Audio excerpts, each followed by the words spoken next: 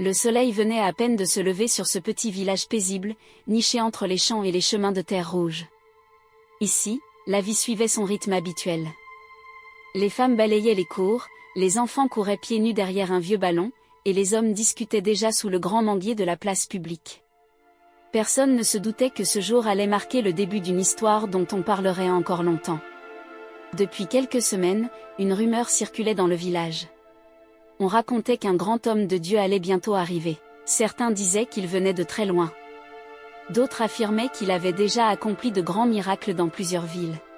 On racontait qu'il guérissait les malades, qu'il chassait les démons, et qu'il apportait la prospérité partout où il passait. Alors, l'attente grandissait dans le cœur des habitants. Car dans ce village, les difficultés n'étaient pas rares. Beaucoup de familles vivaient dans la pauvreté. Certains malades attendaient un miracle. D'autres espéraient simplement un changement dans leur vie. Ce matin-là, alors que le village s'animait doucement, un bruit inhabituel se fit entendre au loin. Le vrombissement d'un moteur. Une voiture. Une belle voiture brillante, chose très rare dans ce village où la plupart des gens se déplaçaient à pied ou à moto. Les enfants furent les premiers à courir vers la route poussiéreuse. Une voiture. Une voiture arrive. Les femmes levèrent la tête, intriguées. Les hommes se levèrent sous l'arbre pour mieux regarder. La voiture avançait lentement, soulevant derrière elle un nuage de poussière rouge. Puis elle s'arrêta au centre du village. Les portières s'ouvrirent. Et c'est alors qu'il apparut. Un homme élégant, vêtu d'un costume bien repassé.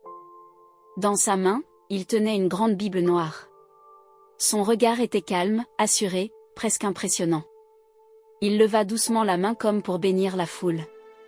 Que la paix du Seigneur soit avec vous. Les habitants se regardèrent avec admiration. Certaines femmes murmurèrent, « C'est lui, c'est le pasteur dont on nous a parlé. » Très vite, la nouvelle se répandit dans tout le village. Les gens commencèrent à se rassembler autour de lui. Le chef du village s'approcha respectueusement. « Homme de Dieu, soyez le bienvenu parmi nous. » Le pasteur esquissa un sourire. « Dieu m'a envoyé ici pour accomplir une mission. Il m'a parlé de ce village, de vos souffrances, de vos difficultés. » Les habitants écoutaient avec attention, suspendus à chacune de ses paroles. « Mais ne vous inquiétez pas, » continua-t-il d'une voix rassurante. « Là où Dieu agit, les miracles ne tardent jamais. » Ces mots firent naître une grande espérance dans le cœur de la foule. Une vieille femme s'approcha lentement. « Pasteur, mon fils est malade depuis des années. Personne n'a pu le guérir. » Le pasteur posa doucement sa main sur sa tête. « Rien n'est impossible à Dieu. » Les murmures d'émerveillement parcoururent la foule. Déjà, certains voyaient en lui un envoyé divin. La réunion de prière bat son plein. Les chants se terminent et un silence respectueux envahit la petite cour où les habitants sont rassemblés. Le pasteur Samuel s'avance lentement avec sa Bible dans la main et regarde les fidèles un à un. D'une voix calme mais persuasive, il commence à parler. « Mes frères et sœurs, la foi ouvre les portes des bénédictions. Mais parfois, pour recevoir un miracle, il faut aussi faire un sacrifice. » Les habitants s'écoutent attentivement. Certains hochent la tête avec conviction. Le pasteur prend alors un panier et le dépose devant l'assemblée. Celui qui veut voir Dieu agir dans sa vie doit semer une offrande avec foi. Un à un, les fidèles s'approchent. Certains déposent quelques pièces, d'autres glissent des billets avec beaucoup d'espoir dans leur cœur. Pendant que les offrandes s'accumulent dans le panier, les habitants croient participer à une œuvre divine, sans imaginer que cette générosité pourrait cacher une manipulation. Curiosité mêlée d'espoir avait envahi le cœur des habitants. Très tôt le matin, les femmes avaient déjà commencé à préparer leurs habits de culte. Les enfants couraient dans les ruelles en criant de joie, tandis que les hommes se dirigeaient vers la petite église construite au centre du village. Ce jour-là, personne ne voulait manquer le culte. Car on racontait déjà que cet homme de Dieu n'était pas comme Tam et des cantiques. L'atmosphère était chargée d'attente. Quand le pasteur entra dans l'église, un silence respectueux s'installa. Il s'avança lentement vers l'autel, tenant sa grande Bible dans ses mains. Son regard parcourut la foule. Puis il leva les bras vers le ciel. « Mes frères et sœurs, aujourd'hui est un jour de bénédiction. » La foule répondit d'une seule voix, « Amen. » Le pasteur commença à prêcher avec une assurance impressionnante. Sa voix résonnait dans toute l'église. Il parlait de foi, de délivrance, et des miracles que Dieu pouvait accomplir. Les fidèles étaient captivés. Certaines femmes pleuraient, d'autres levaient les mains vers le ciel en signe de prière. Après la prédication, le pasteur invita ceux qui souffraient de maladies ou de problèmes à s'approcher. La femme hésita. Puis, lentement, elle fit un premier pas. Puis un second. Et soudain, elle marcha seule. Les fidèles éclatèrent en cris de joie. Alléluia! Mariam leva les bras vers le ciel. Je suis guérie. Je suis guérie. Les applaudissements remplirent l'église. Les femmes dansaient. Les hommes louaient Dieu. Très vite, la nouvelle se répandit dans tout le village. On disait partout. La femme répondit d'une voix tremblante, « Homme de Dieu, cela fait des années que je souffre. Les médecins n'ont rien pu faire. Je viens demander la guérison. » Un murmure parcourut l'église. Le pasteur posa doucement sa main sur la tête de Mariam. « Crois-tu que Dieu peut te guérir aujourd'hui ? » « Oui, je crois. » Alors le pasteur ferma les yeux et commença à prier. Sa voix devint forte et autoritaire. « Au nom de Dieu, que toute maladie quitte ce corps. » Les fidèles priaient avec intensité. Certains criaient « Amen. Amen. » Après quelques instants de silence, le pasteur demanda à Mariam de marcher. Le nouveau pasteur fait des miracles. Ce témoignage changea tout. Les jours suivants, des gens commencèrent à venir des villages voisins. Certains cherchaient la guérison. D'autres voulaient simplement voir de leurs propres yeux cet homme qui semblait posséder un pouvoir extraordinaire. La petite église devint trop petite pour contenir la foule. La réputation du pasteur grandissait de jour en jour. Mais au milieu de toute cette admiration, une personne observait la scène avec un regard différent. Aïcha. Assise au fond de l'église, elle regardait attentivement le pasteur, et la femme guérie. Quelque chose dans cette histoire lui semblait étrange. Très étrange. Mais pour l'instant, personne ne voulait écouter les doutes. Car dans le cœur des habitants, une seule pensée résonnait désormais, le miracle venait d'arriver dans leur village. Et avec lui, une nouvelle espérance. Une espérance qui allait bientôt révéler une vérité que personne n'était prêt à affronter. Les jours passaient, et la réputation du nouveau pasteur continuait de grandir dans tout le village. Depuis le témoignage de Mariam, que beaucoup disaient miraculeusement guéri, les fidèles affluaient de plus en plus nombreux à l'église. Certains venaient des villages voisins. D'autres parcouraient de longues distances, portés par l'espoir d'un miracle. La petite église du village, autrefois presque vide, était désormais pleine à chaque culte. Ce dimanche-là, l'atmosphère était encore plus intense que d'habitude. Les chants résonnaient fort sous le toit de tôle de l'église. Les tambours accompagnaient les voix des fidèles qui chantaient avec ferveur. Les mains levées vers le ciel, beaucoup priaient déjà avec émotion. Quand le pasteur monta à l'autel, un silence respectueux s'installa. Il regarda l'assemblée pendant quelques secondes, comme s'il voulait lire dans le cœur de chacun. Puis il ouvrit sa grande Bible et commença à parler d'une voix lente et profonde. « Mes frères et sœurs, Dieu m'a parlé cette nuit. » Les fidèles retinrent leur souffle. Le Seigneur m'a montré que beaucoup parmi vous portent des malédictions anciennes. Des malédictions familiales, des blocages, des esprits qui empêchent votre prospérité. Un murmure inquiet parcourut l'église. Certaines femmes se regardaient avec inquiétude. Le pasteur continua. « Mais Dieu ne veut pas que vous restiez dans la souffrance. » Il fit une pause.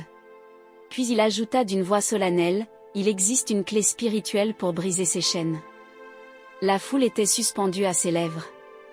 Cette clé, c'est l'offrande prophétique. À ces mots, quelques fidèles hochèrent la tête. Dans plusieurs églises, ils avaient déjà entendu parler de ce type d'offrande. Le pasteur leva la Bible. Dans la parole de Dieu, il est écrit que l'offrande ouvre la porte des bénédictions. Il regarda la foule avec intensité. Aujourd'hui, Dieu veut libérer ce village. Les fidèles commencèrent à murmurer des « Amen ». Le pasteur poursuivit, mais pour que cette délivrance arrive, chacun doit poser un acte de foi. Donnez vos offrandes spéciales, mes frères et sœurs. Le Seigneur multipliera vos bénédictions au centuple. Il demanda alors aux fidèles de préparer une offrande spéciale. « Donnez selon votre foi, dit-il.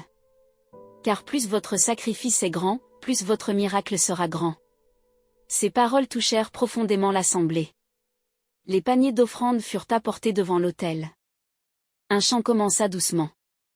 Les fidèles se levèrent un à un. Certains déposaient quelques pièces. D'autres donnaient des billets soigneusement pliés. Une vieille femme sortit lentement un petit morceau de tissu attaché dans son pagne. À l'intérieur se trouvaient ses dernières économies. Elle hésita un instant, puis elle les déposa dans le panier. Malgré les difficultés, il donna une grande partie de son argent. Dans toute l'église, on voyait des gestes de foi, mais aussi de sacrifice.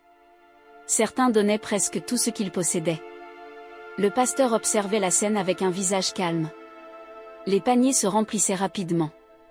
Quand la collecte fut terminée, le pasteur leva les mains vers le ciel. « Que Dieu bénisse ceux qui ont semé aujourd'hui. » La foule répondit avec enthousiasme. « Amen. » La nuit était tombée sur le village. Le silence enveloppait doucement les maisons en terre battue. Seuls quelques bruits de grillons troublaient le calme de l'obscurité. Dans les ruelles étroites, les lampes à pétrole s'éteignaient peu à peu, signe que les habitants se retiraient dans leur maison après une longue journée de travail. Mais cette nuit-là, quelque chose d'inhabituel allait se produire. Dans une petite maison située à l'écart du centre du village vivait Clarisse, une femme mariée connue pour sa grande foi. Depuis l'arrivée du nouveau pasteur, elle assistait à presque tous les cultes. Elle priait avec ferveur, convaincue que Dieu allait bientôt résoudre les difficultés de sa vie. Son mari, quant à lui, était souvent absent. Son travail l'obligeait à voyager dans les villages voisins pendant plusieurs jours. Ce soir-là, Clarisse était seule à la maison avec ses 2 enfants endormis. Elle venait de terminer sa prière du soir quand elle entendit soudain un bruit discret à la porte. Toc, toc, toc. Surprise, elle resta immobile quelques secondes. Qui pouvait venir à une heure aussi tardive? Le cœur légèrement inquiet, elle s'approcha doucement de la porte. « Qui est là ?» demanda-t-elle d'une voix hésitante. Une voix familière répondit calmement. « C'est moi, le pasteur. » Clarisse fut surprise. Elle ouvrit la porte. Il prit un ton grave. « Il y a un esprit qui bloque ta vie et ton foyer. Un esprit très puissant. » Clarisse fut immédiatement troublée. « Un esprit ?» Le pasteur continua. « Cet esprit agit surtout la nuit. C'est pourquoi Dieu m'a demandé de venir immédiatement pour faire une prière spéciale de délivrance. » Les mots du pasteur semblaient pleins d'autorité. Clarisse, profondément croyante, ne doutait pas de la sincérité de l'homme de Dieu. Elle le fit entrer dans la maison. « Merci d'être venu, pasteur, » dit-elle avec reconnaissance. Le pasteur s'assit lentement sur une chaise pendant qu'elle allumait une seconde lampe pour éclairer la pièce. La maison était simple. Quelques meubles, une table en bois, et des photos de famille accrochées au mur. Le pasteur observa la pièce en silence. Puis il posa sa Bible sur la table. « Avant de commencer la prière, il faut que je te pose quelques questions spirituelles. » Clarisse acquiesça. Le pasteur lui demanda alors de parler de sa vie, de son mariage, de ses difficultés. La femme répondit avec sincérité. Elle expliqua les problèmes financiers, les disputes parfois avec son mari, et ses inquiétudes pour l'avenir de ses enfants. Le pasteur écoutait attentivement, hochant la tête comme s'il comprenait chaque détail. Après quelques minutes, il se leva. « Bien. Maintenant, nous allons prier pour briser cette malédiction. » Il demanda à Clarisse de s'agenouiller. La femme obéit immédiatement. Le pasteur posa une main sur sa tête et commença à prier d'une voix forte et mystérieuse.